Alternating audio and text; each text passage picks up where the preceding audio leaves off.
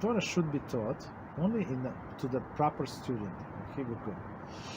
One whose conduct is attractive, or to a person whose behavior is unknown.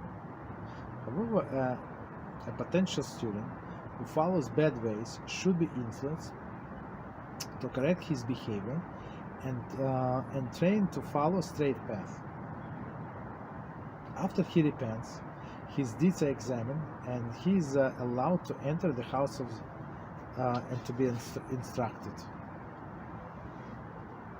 The sages said, whoever teaches improper student is considered as if he thrown a stone to Mercury. Okay, as a Proverbs 26:8 states, as one who wins a stone in a sling, so is he who gives the honor to a fool. There is no honor other than Torah. As Proverbs 3:35 states, the wise shall inherit honor. Similarly, one who should not study from a teacher who does not follow the proper path, even though he is a very wise man, and his instruction required by the entire nation, until he returns to the good path, as implied as Malachi 2:7. For the Kohen's lips shall keep knowledge, and they shall seek Torah from his mouth, because he is a messenger from the Lord of hosts. Also just said,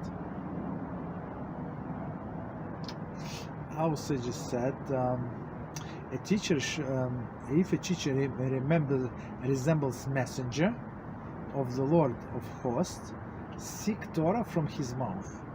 If he does not, do not seek the Torah from his mouth. Okay, actually, let's learn it. We missed 2 days, so we do a little estimate today. Okay, so let's start from the beginning, and we're going to explain.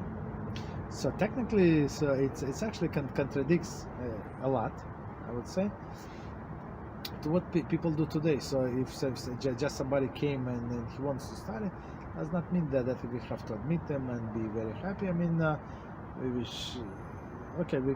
we're going to explain. So many times, as Rabbi Mizrachi always says, so first, before starting learning Torah, stop being an animal. Okay, so start with that. Don't be an animal, and then we're going to work on your Torah stuff. So start with the most important point. So it's actually he's taking it directly from Rambam. Means when he says, people laugh, people giggle, but it's not like his invention. It's Halachah, right? So let's see from the beginning. Chapter 4, Mishneh 1. The Torah should be taught only to a proper student. Commentary. Psalms 50 verse 16 states, wicked man, why do you discuss my laws? So Hashem said, well, like, you discuss my law, so stop being wicked first, right? One whose conduct is attractive, or to a person whose behavior is unknown.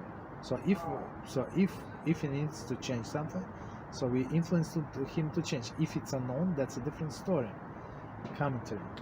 Brachas 28a relates that Rabban Gamliel restricted entry to the house of study to any students whose inside did not reflect his outside. That's a famous story.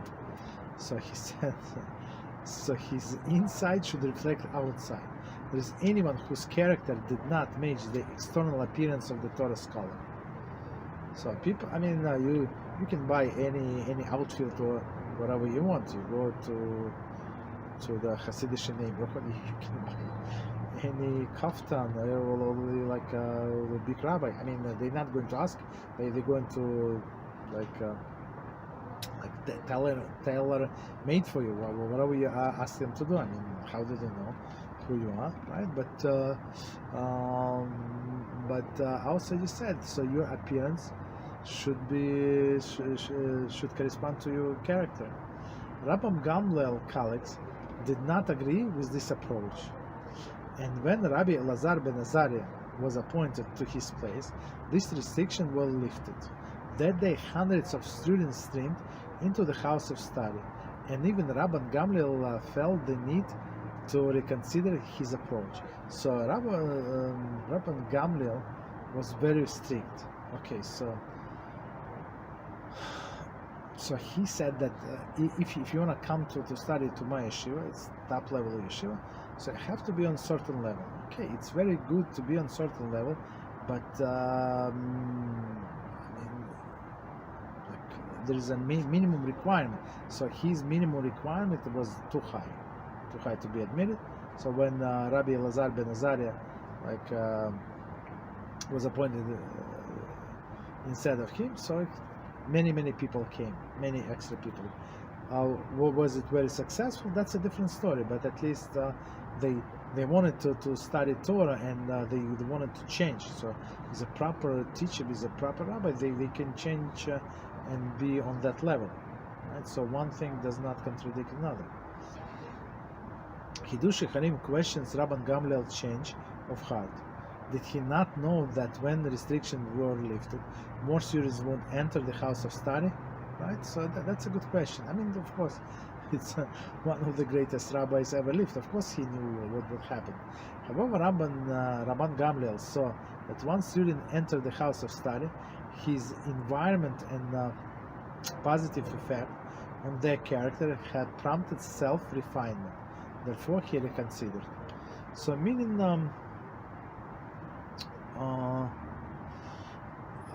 so he said, okay. So when he saw all of these people that was not as refined, and then they would come to the the yeshiva, so they would change, right? With the environment themselves, they would try to be as other people in the yeshiva, so they would change, right? So which is very positive, right? As we said. So, but at least it must be like minimum decency. Right? Person cannot be an animal.